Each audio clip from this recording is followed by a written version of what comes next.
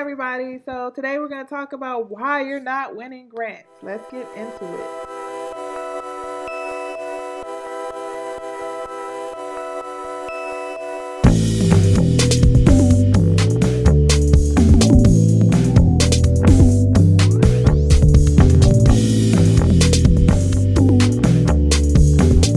Hey everybody, this is Tiffany with Boss on the Budget. I help new and small nonprofits get up and running, and this is the last part 4 in a video series that I'm doing around why nonprofits don't win more grants.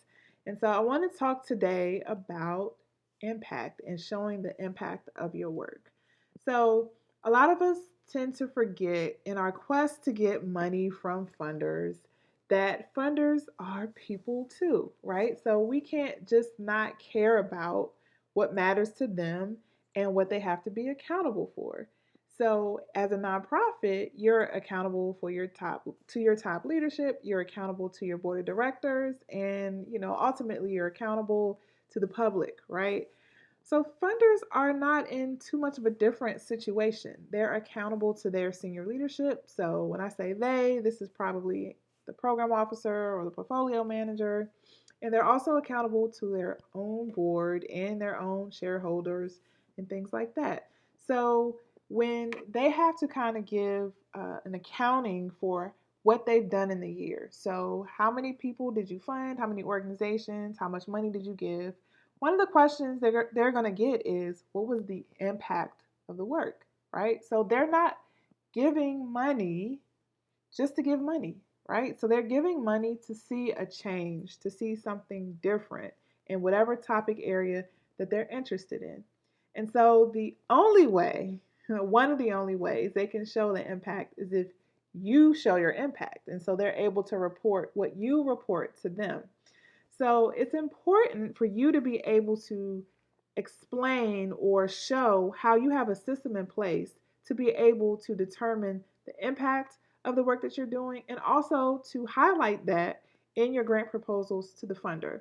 So, one of the main ways funders can assess this is through their evaluation section or whatever questions they have about data collection, performance, evaluation, all of that. There may be different words, but essentially it just comes down to how are you collecting data to show the impact of the activities that you're doing as a result of the money that they gave you, right?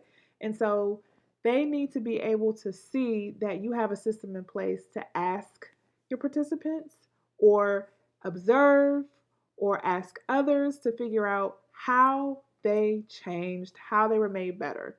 And I'm talking in very simple terms, but the terms that we use in the field are outcomes. What are the outcomes that you've seen as a result of your program activities, right? So that could be a change in someone's behavior.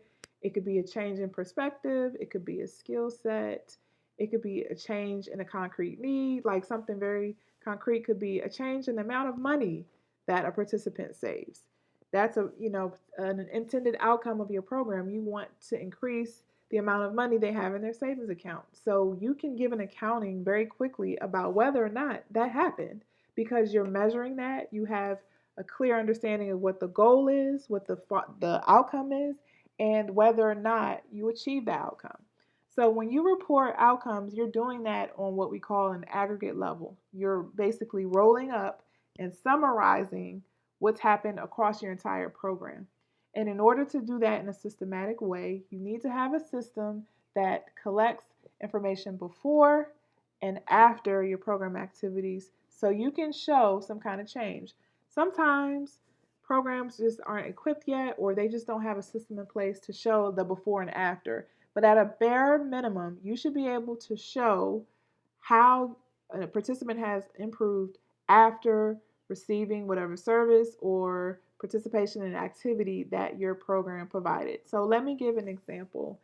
So to give my example for saving money, if you are working with young people and you want to encourage better financial habits, or you believe that when youth are stable and they have enough money in their accounts, they can make better and wiser decisions for themselves. They can live healthier, sustainable lives.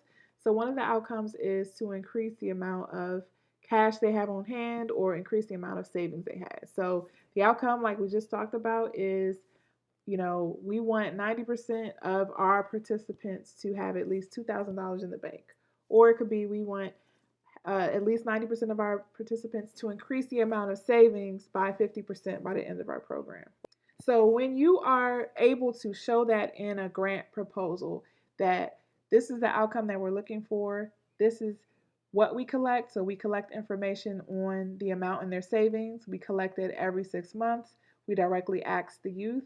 When you have a plan that shows that this is the outcome we're measuring and this is how we get to that outcome and this is what we use to measure that outcome, then funders are able to have a little bit more confidence that you will be able to report to them the impact and the success of what you're doing as a result of their grant money.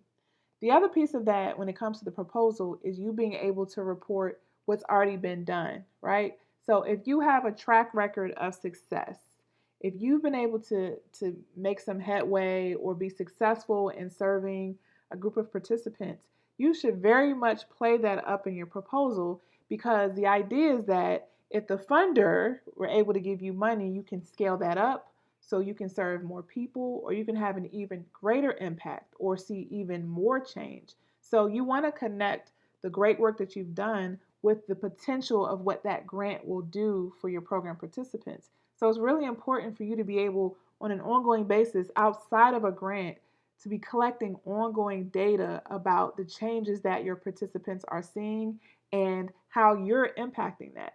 So, if you don't have bunches and bunches of money, it's really hard to say our program is the only reason why that participant saw that. And funders understand that, right? But they want to see some kind of evidence, right? You can't make a bold statement like it's us and only us. We're the only reason why they got better. But you can say this is a trend. After a lot of our participants work with us, we're really seeing that they're improving in this way. So even though you can't do like a perfect cause and effect and you don't have a lot of money for a large scale program evaluation and random assignment and all of that, you still can show like we're correlated with each other. It seems that when they interact with us, they leave a little better. And so that's really what a funder needs. You just need to kind of let them see that you are successful at what you do and you are seeing some positive outcomes out of the work you're doing. And that just gives a funder confidence that, oh, they know what they're doing. So going back to video 2, when I talked about the capacity to do the work, they have the capacity to do the work because they already have a track record and there are actual numbers here. So that's the last thing I really want to say, is that don't just say we are successful at doing this. Give actual numbers, quantify the work that you've done, and don't try to puff it up, all right? So if you have really good success with 15 participants, don't downplay that. That's really good. You've changed the lives of 15 people. But don't feel like because, well, it's not a lot that we've done, so we can't play it up. You need to play up as much as you can. If you've seen success in a hard to reach or a hard to serve population, even bettering the lives of one person could mean a lot. So don't shoot yourself in the foot, or don't feel like you're not worthy enough.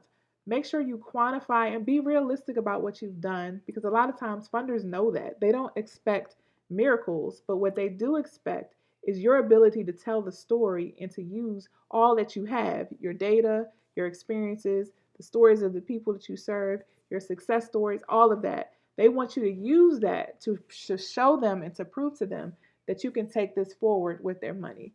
So just keep those things in mind. This is the conclusion of my 4-part series. If you have questions for me, I'm always available at www.bossonabudget.com. You can also download my grant writing workbook, which helps you kind of flesh out every piece of a grant proposal so you can make sure you're hitting all the high points in your grant proposals. And thank you for watching, and I'll see you in the next video.